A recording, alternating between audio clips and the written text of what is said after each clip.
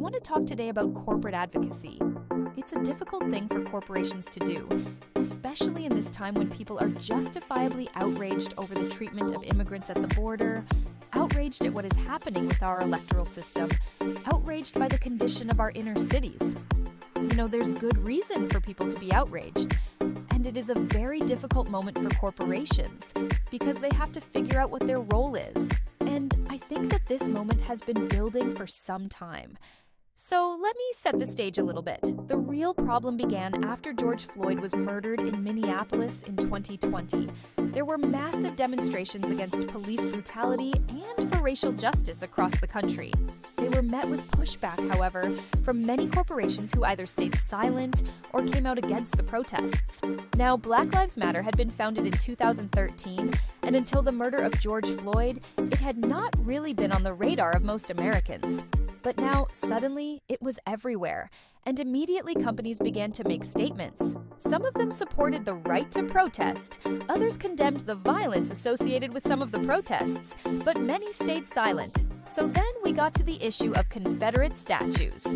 You may remember that in June of 2020, the question of what to do with Confederate statues became a big national debate. Should they come down? Should they stay up? Was it appropriate to have these statues around? Many companies weighed in on that. They spoke out against racism. They said they would take down any Confederate flags that they had flying from their corporate headquarters. Then came the election in 2020, which was met with an unprecedented amount of controversy. Again, companies waded into that. Some made statements about the importance of voting. Others criticized voter suppression laws. And some faced criticism for remaining silent. Then we got to the issue of what to do about January. And many companies took the position that if any of our employees were involved in January, they would be fired. Now, there's a question whether any of those companies actually followed through on that. I don't know the answer to that, but they made the statement. And then more recently, we've seen companies like Bud Light get into hot water because they've done what might be called woke advertising. In other words, they featured transgender individuals in their advertising campaigns, and they've been met with a major consumer backlash. In response to all of this, a number of Republican attorneys general have written a letter to the CEOs of major companies warning them not to go too far in what they call wokeness. So it's a very tough environment for corporations. What are they supposed to do? First of all, they're businesses. Their primary objective, at least they say, is to maximize shareholder value. That is, in fact, what they're organized to do.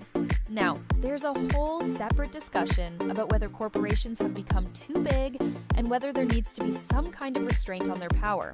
That's a completely separate issue. For the moment, though, I'm just talking about the fact that corporations are organized to maximize shareholder value. And that means that their first concern is making money. On the other hand, however, we live in a democracy and corporations operate within a democracy. And so, even though their primary objective is to maximize shareholder value, they're going to be affected by what's happening in the political sphere. And there's a long history of corporations giving money to politicians or lobbying politicians or forming political action committees to influence politicians. The question is there a way for corporations to do that without offending the sensibilities of the people who buy their products? Well, here's the challenge. Let's say you're the CEO of a corporation and you're deciding whether you should take a position on an issue of public policy, an issue on which your customers, your potential customers, your employees, and your potential employees are divided. How do you make that decision? It seems to me there are two ways to approach it. One way is to remain silent. And there are good reasons for doing that. You don't want to alienate half of your potential customer base. You don't want to offend people.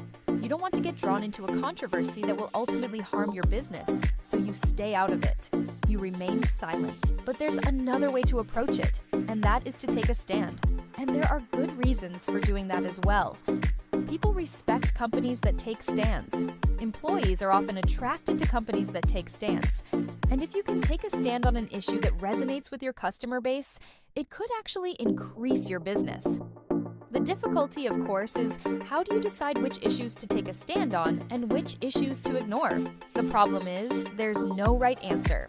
And so the decisions that corporations make about when to speak out and when to stay silent are ultimately going to be arbitrary decisions. They're going to be based on the predilections of the CEO, the general counsel, the head of corporate communications, the board of directors, or they'll be based on the perceived interests of shareholders. But whatever the basis is, it's likely not going to satisfy everyone.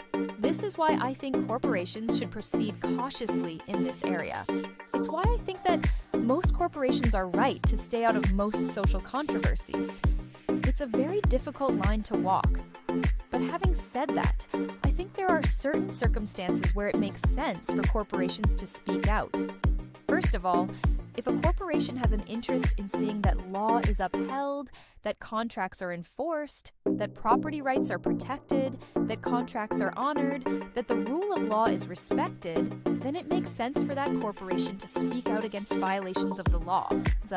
If a corporation has an interest in ensuring that its employees are treated fairly, that their civil rights are not violated, that they're not subjected to discrimination, then it makes sense for a company to speak out against a violation of those rights. If a corporation has an interest in maintaining a good working relationship with its employees, then it makes sense for that corporation to speak out against unsafe working conditions or inhumane working conditions. In other words, there are certain circumstances where the interests of the corporation align with the interests of society. And in those circumstances, it makes sense for the corporation to speak out. But I think it's a mistake for corporations to speak out simply because it's popular to do so. I think it's a mistake for corporations to speak out on every social issue simply because they feel pressure to do so. In the end, corporations are not elected officials. Shareholders did not elect them to represent any constituency. And so it seems to me that corporations should proceed cautiously in this area, proceed in a way that is principled, in a way that is consistent, and in a way that does not involve taking sides on controversial social issues. Let me say one more thing.